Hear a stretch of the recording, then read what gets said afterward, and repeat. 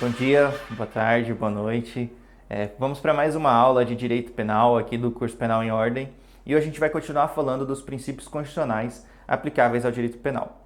A gente já viu na aula inicial que a gente falou do princípio da legalidade, que o neoconstitucionalismo ele trouxe consigo uma força muito maior da Constituição, onde hoje a Constituição ela irradia os seus efeitos por todos os outros ramos do direito. Assim, não tem como hoje se falar em direito penal sem se analisar os princípios constitucionais que são a ele aplicáveis.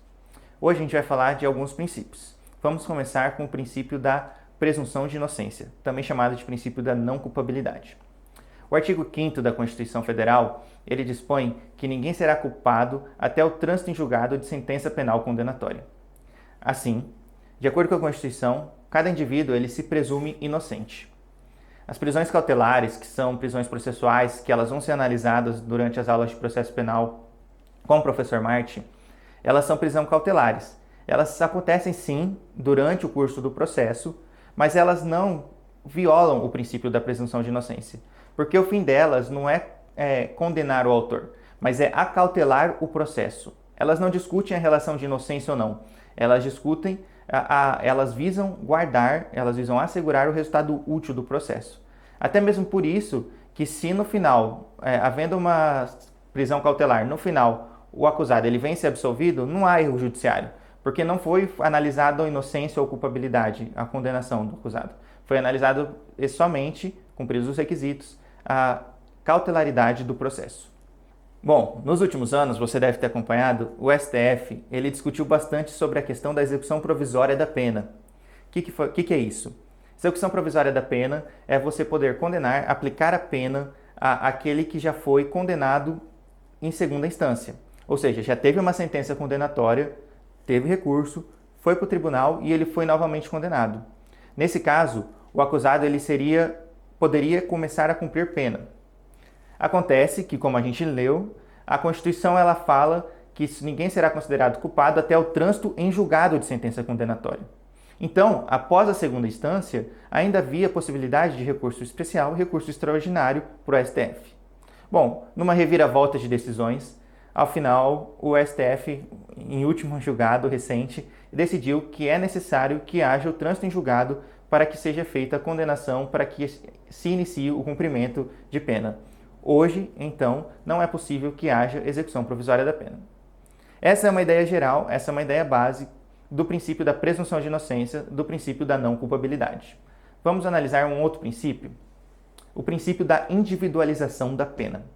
Bom, o princípio da individualização da pena está previsto no artigo 5º da Constituição Federal, que também prevê que a lei regulará a individualização da pena e adotará, entre outras, as seguintes medidas: privação ou restrição de liberdade, perda de bem, multa, prestação social alternativa, suspensão e interdição de direitos.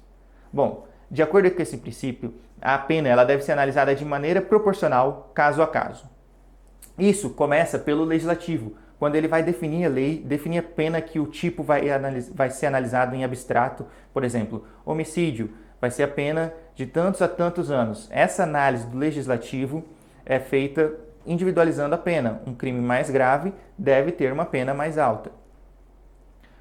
O executivo também tem a sua responsabilidade quando já tem condenado o acusado, ele está cumprindo a pena.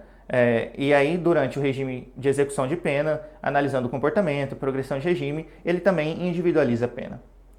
E o judiciário, é óbvio, individualiza a pena ao aplicar a dosimetria da pena, analisando o caso concreto, o que aconteceram, todos os fatores que envolvem aquele caso. Deve ser analisado a individualidade e aplicada uma pena proporcional ao caso concreto.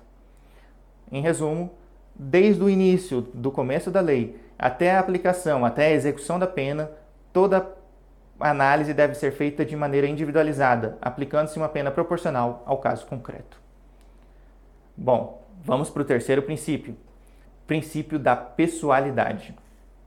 Mais uma vez, artigo 5º da Constituição assevera que nenhuma pena passará da pessoa do condenado, podendo a obrigação de reparar o dano e a decretação de perdimento dos bens, nos termos da lei, ser estendida aos sucessores e contra eles executadas até o valor do patrimônio transferido. Ou seja, de acordo com a Constituição Federal, a nossa Carta Magna, a pena não passará da pessoa do réu. A responsabilidade penal é individual. Ela se aplica à pessoa que cometeu o crime, ela não passa aos herdeiros. A Constituição ela estabelece algumas exceções, e isso é importante você saber.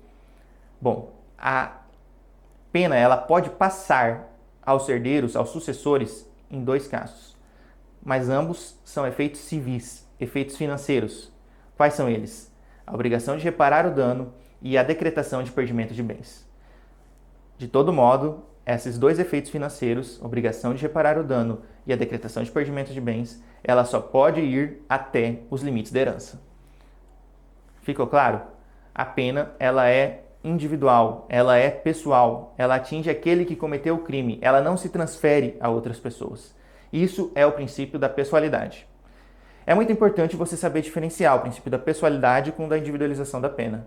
Muitas pessoas, pelo nome parecido, acabam confundindo, mas como a gente acabou de ver, eles não têm nada a ver. Individualização da pena significa aplicar uma pena proporcional analisada especialmente por o caso concreto. O princípio da pessoalidade significa que a pena ela não passa da pessoa do réu, salvo para efeitos financeiros. Bom, vamos analisar hoje um último princípio constitucional, apesar de que existem outros, como por exemplo o princípio da culpabilidade, que também pode ser explicado como responsabilidade subjetiva, que diz que para que haja responsabilidade penal é preciso que haja dolo ou culpa. Mas esses princípios a gente vai ver ao decorrer das aulas, especialmente explicando casos concretos, analisando situações mais específicas. Então fique tranquilo, você vai vê-los de uma maneira ou outra. A gente optou por explicar esses principais princípios, esses que vão te dar um norte para a sua interpretação e para a sua análise no decorrer das demais aulas. Eles vão começar a formar o seu raciocínio jurídico em direito penal. Mas vamos lá. O nosso último princípio que vai ser analisado na aula de hoje é o princípio da intervenção mínima. Bom, o direito penal ele só deve atuar quando necessário. Ele deve ser a última ratio que a gente fala. Ele só deve atuar quando haja uma lesão significativa a um bem jurídico. Esse é o princípio da intervenção mínima. O direito penal ela é a última barreira. Se há outro ramo do direito para intervir, esse outro ramo deve ter prevalência. O direito penal, ele viola, ele atinge um bem jurídico extremamente importante que é a liberdade do indivíduo. Então, para que a gente chegue ao remédio jurídico do direito penal, é preciso que a gente tenha passado por outras barreiras. Bom, a ideia da intervenção mínima é essa. Mas a intervenção mínima ela tem 2 segmentos, ela se subdivide em 2 outros princípios, ela tem 2 outras ideias, que consiste na subsidiariedade, que ou seja, o direito penal ele deve ser aplicado como última ratio, ele é o último a ser aplicado. Isso é subsidiariedade. Perceba que é uma das partes do que a gente acabou de falar do princípio da intervenção mínima, é um dos caracteres do princípio da intervenção mínima. Então, o princípio da intervenção mínima ele pode ter o seu viés subsidiariedade ou ele pode ter o seu viés fragmentariedade. De acordo com a fragmentariedade, o direito penal só deve intervir quando houver relevante lesão ao bem jurídico. Vamos recapitular? Intervenção mínima, ela pode ser dividida em 2. Você vai perceber que os 2 critérios eles formam o próprio conceito de intervenção mínima, que é o direito penal só deve ser aplicado como última ratio, como última opção, subsidiariedade, e o direito penal só deve ser aplicado quando houver relevante lesão ao bem jurídico, princípio da fragmentariedade. Tá certo? Uma observação importante é que o princípio da insignificância, que vai ser muito falado e que é fundamental você levar para a sua prova, ele tem a ver com essa questão do princípio da fragmentariedade, na intervenção mínima no seu viés fragmentariedade. Por quê? O princípio da insignificância ocorre quando não há lesão a bem jurídico, significativa lesão a bem jurídico, que é justamente o que a gente fala no princípio da fragmentariedade. A gente vai explicar com maiores detalhes o princípio da insignificância, os seus vetores que o STF tem adotado, mas a ideia geral do princípio da insignificância é: se não há significativa lesão ao bem jurídico, não há tipicidade, não há crime. Tá certo? Bom, vamos recapitular rapidamente os princípios que a gente viu hoje? A gente começou falando do princípio da presunção de inocência, de que ninguém será considerado culpado até o trânsito em julgado de sentença penal condenatória.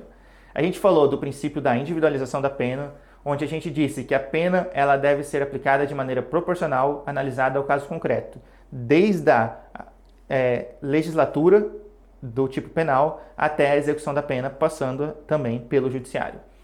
A gente falou do princípio da pessoalidade, onde a pena não passará da pessoa do réu, salvo para efeitos financeiros. E a gente terminou falando do princípio da intervenção mínima, que tem dois viés, a fragmentaridade e a subsidiariedade. Bom, a gente vai encerrar nossa aula por aqui. A gente espera que você tenha aproveitado, anotado. Qualquer dúvida, entre em contato conosco. Nós do Penal em Ordem estamos aqui para caminhar com você junto desde o começo até o final, até a sua posse na carteira da OAB. Até a próxima aula.